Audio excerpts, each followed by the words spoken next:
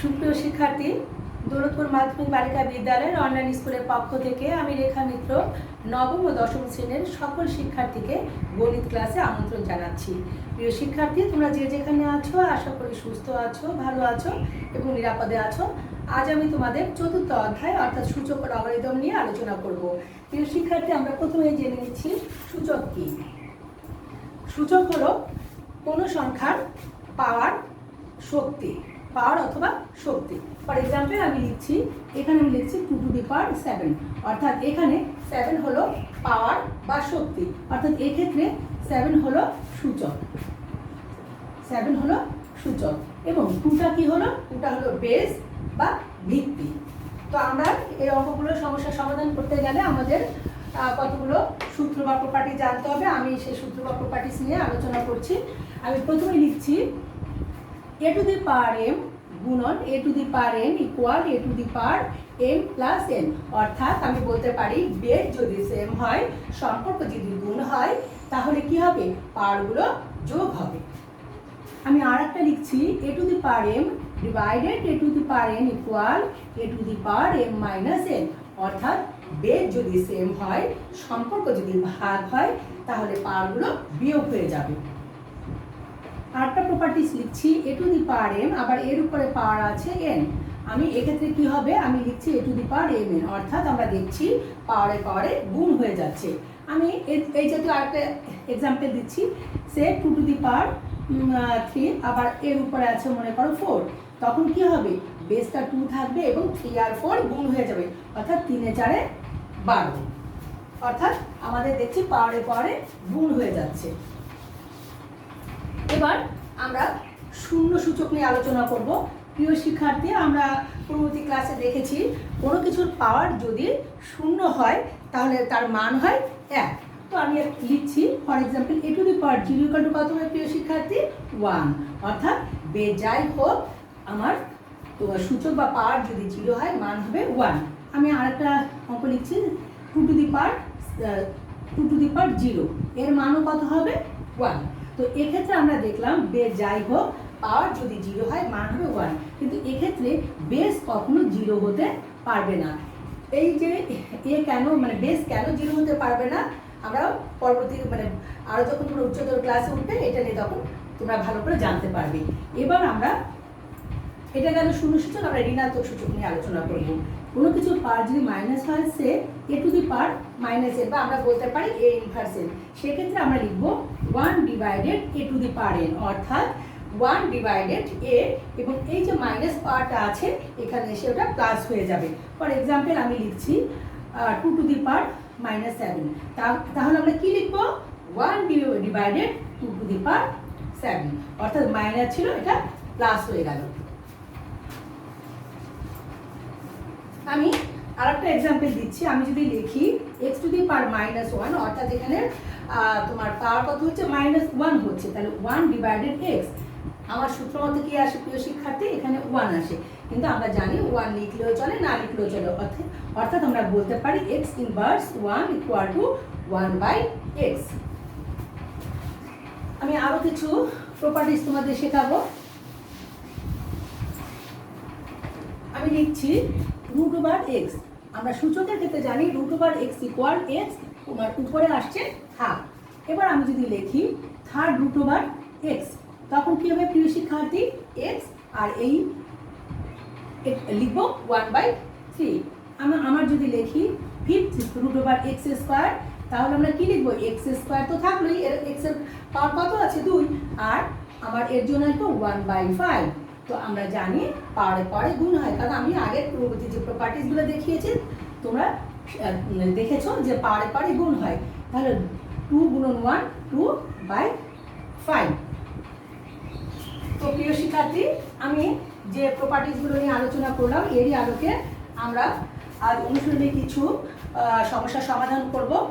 আর আজ আমি 1 থেকে 8 পর্যন্ত তোমাদের করানোর চেষ্টা করছি। পরবর্তী যে আমরা এখন সরল করব, প্রমাণ করা সমাধান করার জন্য আরও কিছু প্রপার্টিজ লাগবে।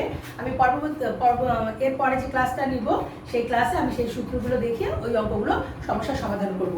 তো আসো আমরা আজকে বইয়ের আলোকে সমস্যাগুলো সমাধান করার চেষ্টা করছি। আমাদের 1 নম্বরে আছে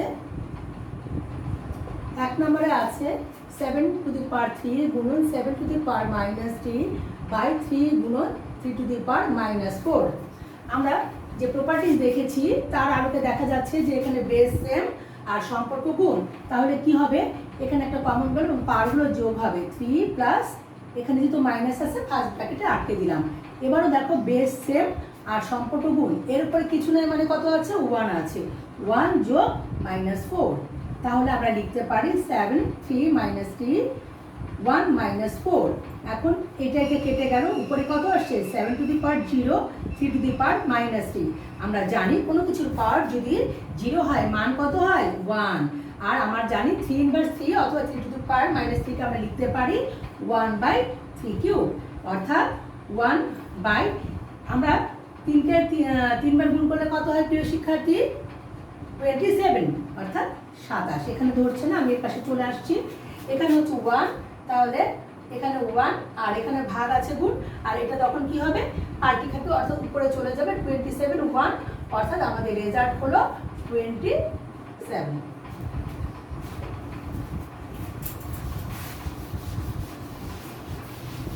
এবার আমরা 2 নম্বর অঙ্কে যাচ্ছি। 2 নম্বর অঙ্কে আছে আমার 3rd√7² 3rd√7 বাই হচ্ছে √7। তো আমরা লিখছি আমাদের পূর্ববর্তী প্রপার্টিস অনুযায়ী আমরা লিখছি এখানে 2/3 আর 7 উপরে হবে 1/3 আর এটা হাফ। তো আমরা পূর্ববর্তী আলোকে দেখছি এদের সম্পর্ক গুণ আর বেস সেম, তাহলে এটা থাকলো 2/3 যোগ 1/3, এখানে আসছে হাফ। আমরা দেখছি যে 2/3 1/3 আমরা এখানে সরল করব, আমাদের লসাগু কত 3, এখানে আসছে 2 + 1 আর এখানে 7 যা থাকলো আমার 7 এর উপরে আসছে 3/3 আর 7 এর নিচে আসছে নিচে 7 এর উপরে হাফ। আমরা কাটাকাটি করে দেখছি, এখানে থাকছে 7 এখানে থাকছে 1/2। এবার আমরা ঠিক দ্বিতীয় যে প্রপার্টিসটা দেখিয়েছিলাম এখানে বেস সেম সম্পর্ক ভাগ, তাহলে আমরা একটা নিলাম এবং আমাদের যে পাওয়ারগুলো আছে ওটা বিয়োগ করলাম। আমার এখানে কিছু নেই মানে 1 আছে, তাই 1 - হাফ। আমরা জানি 1 এর থেকে মানে 1 এর থেকে হাফ চলে গেলে কত লেখে হাফ, আমরা এভাবে রাখতে পারি বা আমরা লিখতে পারি √7। এটাই হচ্ছে আমাদের অ্যান্সার।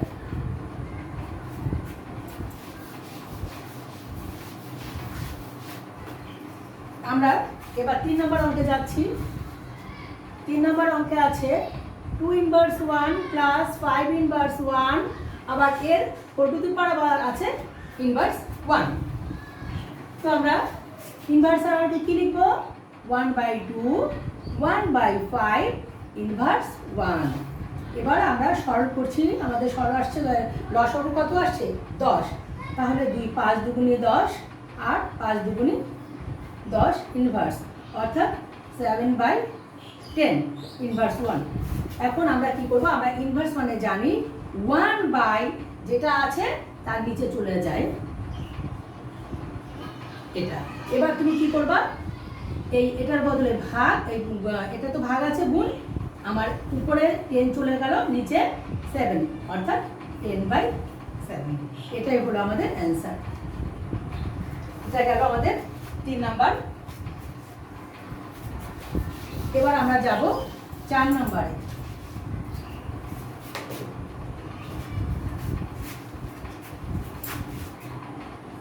4 নম্বরে আছে 2A−1 + 3B−1 আবার উপরে আছে −1। আমরা লিখছি 2 1/A 3 1/B −1। এখন দেখো এরা কিন্তু গুণ অবস্থায় আছে, তাহলে এটি কি হবে 2 যাবে 1 এর সাথে গুণ হয়ে 2/A, ঠিক একইভাবে অনুরূপে 3/B −1। এবার লসাগু কত হবে AB, এখানে হচ্ছে 2b, এখানে thrice −1। আমরা ইনভার্সের আলোকে জানি 1/ এটা হবে অর্থাৎ আমরা লিখতে পারি 1/2b + 3a/ab।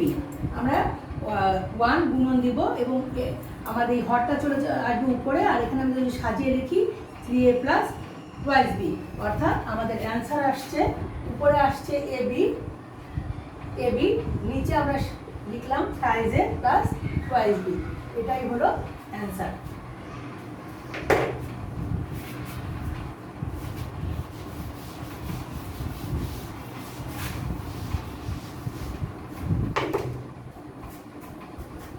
এবার আমরা 5 নম্বর সমস্যার সমাধান করব। 5 নম্বরে আছে a স্কয়ার b ইনভার্স 1 আর হরে আছে a inverse 2 b whole square, অর্থাৎ আমরা এখানে লিখছি a square 1/b 1/2 square into b তার হোল স্কয়ার, অর্থাৎ আমরা যদি গুণ করি a square by b b by a square আর হোল স্কয়ার। এবার আমরা লিখছি a স্কয়ার বাই b, আমরা জানি যে এইটা আমাদের এখানে ভাগের, যেহেতু এটা ভাগ গুণ হবে এবং আমাদের এই হর চলে যাবে লবে, লব চলে আসবে হরে। তার উপরে কি আছে প্রিয় শিক্ষার্থী স্কয়ার, তাহলে কি হলো a to the power 4 by b square, তার উপরে স্কয়ার অর্থাৎ a to the power 8 by b to the power 4। আমরা জানি পাওয়ারে পারে গুণ হয়, 4 দুগুণে 8 2 দুগুণে 4, এটাই অ্যান্সার। এবার আমরা 6 নম্বর অঙ্কে যাচ্ছি।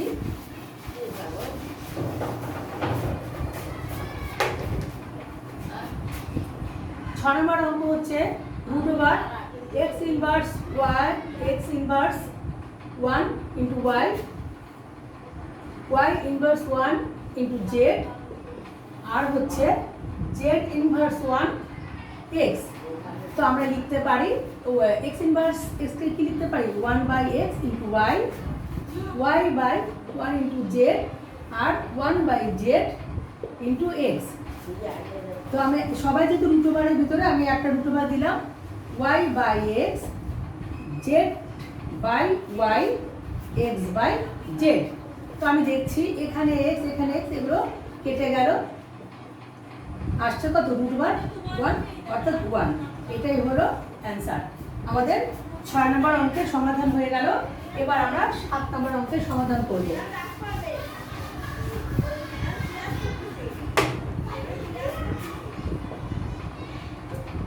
Two to the power n plus 4 minus 4 into two to the power n plus 1 divided two to the power n plus 2 divided 2। তো আমরা এখানে আমরা প্রথমে আমি যে একটা প্রপার্টি শিখিয়েছিলাম সেটা ছিল a to the power m গুণন a to the power n equal to a to the power m plus n, অর্থাৎ আমার এই সিচুয়েশন থাকলে আমি এইভাবে লিখতে পারি এবং এটা থাকলে আমরা এটা লিখতে পারি। তাহলে ওই আলোকে আমরা কি লিখতে পারি 2 to the power n 2 to the power 4, এখানে 4 থাকলো 2 to the power n 2 to the power 1 লিখলেও চলে না লিখলেও চলে, 2 টু দি পাওয়ার n আর 2 টু দি পাওয়ার 2 ডিভাইডেড 2। এখন দেখো আমি 2 টু দি পাওয়ার n যদি কমন নেই তাহলে থাকে আমার 2 to the power 4, 2 to the power 4 আর 4 ইন্টু 2 আর এখানে 2 টু দি পাওয়ার n আর এখানে 2 দুগুণে 4, ভাগ মানে কত 1/2। এখন আমি এটা অমিট করে দিতে পারি অর্থাৎ বাদ দিতে পারি। এবার আমি লিখছি 2 কে দুবার গুণ করলে কি হয়, তুমি দেখো 2 দুগুণে 4 4 দুগুণে 8 দুগুণে হয় 16 আর 4 দুগুণে 8।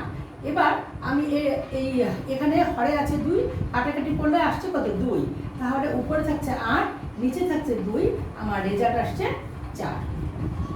আমি এবার কেটে দিতেও পারি বা আমরা মনে মনে কেটে দিতে পারি, তাহলে আমার রেজাল্ট আসছে 4।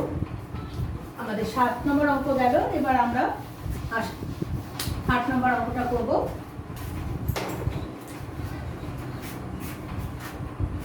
8 নম্বর অঙ্কটা হচ্ছে 3 two the power m plus 1 divided 3 two the power m, আবার এর পাওয়ার হচ্ছে m মাইনাস 1 ভাগ 9 two the power m plus 1 3, এর পাওয়ার হচ্ছে m মাইনাস 1 আবার ওর পাওয়ার হচ্ছে m প্লাস 1। তো প্রিয় শিক্ষার্থী আমি এই অঙ্কটায় দেখছি যে সবারই বেস 3, জাস্ট শুধু এর বেস 3 নাই। তা সবাইকে আমরা এক জাতীয় করে নিব। আমরা কি করে করব, আমি লিখছি 3m+1, এটা আমি যেহেতু পাড়ে পাড়ে গুণ আমি গুণ করে ফেলছি, m² - m। এবার আমি লিখছি 3a²। আমরা জানি 3a² মানে কত, 3a² মানেও 9, আবার বেজও সবার সেম হয়ে গেল। এবার 3, এখানে দেখো প্রিয় শিক্ষার্থী, এখানে আছে m+1 আর m-1, অর্থাৎ a² - b² এর সূত্র, a + b a - b, অর্থাৎ a² - b² এর সূত্রটা আমি অ্যাপ্লাই করলাম। সেক্ষেত্রে আমার হলো m² - 1। এবার আমি দেখছি বেস সেম আর সম্পর্ক কি ভাগ, তাহলে আমি কি লিখবো, দুটোর মধ্যে একটা কমন নিলাম এবং পাওয়ারগুলো আমরা বিয়োগ করব। তাহলে m+1 - m² m। এখানে আমি লিখছি, যেহেতু পাওয়ারগুলো গুণ হবে 2m + 2, আমি এটা রেখে দিই, নেক্সট ইয়েতে আবার করে দেখাবো করবো। তাহলে এখানে আমার হচ্ছে 3, আমার mm যোগ করলে হচ্ছে 2m + 1 - m²। এটা আমার দুটোর বদলে একটা নিলাম এবং এই পাওয়ারগুলো কি করবো, আমরা বিয়োগ করবো, 2m + 2 - m² + 1। তাহলে এটা রেখে দিয়ে যেভাবে আছে সেভাবে রেখে দিই, 2m + 1 - m²। এবার 3, এখানে 2m, এখানে 2 আর 1 যোগ করলে হয় 3 - m²। আমি এই সাইডে চলে আসছি। এবার দেখো আমাদের বেস কি, প্রিয় শিক্ষার্থী, বেস হলো সেম 3, সম্পর্ক ভাগ। তাহলে আমি একটা লিখলাম 3 এবং পাওয়ারগুলো আমরা বিয়োগ করব, 2m + 1 - m² - 2m - 3 + m²। তো আমরা এখানে আমরা দেখছি যে আমার 2m কেটে গেছে, এটা m² কেটে গেছে, 3 এর উপরে থাকছে, 3 থেকে 1 গেলে কত থাকে, 2 থাকে, যেহেতু 3 বড় আমার -2। এবার আমি লিখছি, এক স্টেপ নিচে নেমে গেলাম, তাহলে প্লাস হয়ে যাবে। তাহলে আমার অ্যান্সার হলো কত, 3 কে 2 বার গুণ করলে 9। তাহলে এটাই হলো অ্যান্সার। তো প্রিয় শিক্ষার্থী, এই অঙ্কটা করতে যে আমি তোমাদের ছোট্ট একটা টিপস দিতে চাচ্ছি, সেটা হলো দেখো আমাদের অঙ্কটা সবগুলো বেদ ছিল কত, 3, এখানে ছিল 9, আমরা এই 9টাকে করে নিয়েছিলাম 3 তে রূপান্তরিত করে নিয়েছিলাম, কিন্তু দেখো তো অ্যান্সারটা কত এসেছে, 1/9। তো এরই আলোকে তোমাদের একটা ছোট্ট টিপস দিচ্ছি, আমাদের যদি এখানে 2 থাকে, সব জায়গাতে 2, এখানে 4, তাহলে আমাদের রেজাল্ট আসবে 1/4। যদি আমাদের এখানে 5 থাকে আর এখানে 25 থাকে, আমাদের রেজাল্ট আসবে 25। এই টিপসটা হলো জাস্ট আমাদের নৈর্ব্যক্তিকের জন্য। তো প্রিয় শিক্ষার্থী, আজ তাহলে এ পর্যন্তই। তো আশা করি আমি বলবো যে আমি যেগুলো পড়িয়েছি এগুলো তোমরা বাসায় অনুসরণ করবে। তোমরা সবাই ভালো থাকো, সুস্থ থাকো, এই কামনা করে আজ আমি আমার ক্লাস এখানে শেষ করছি। ধন্যবাদ সবাইকে।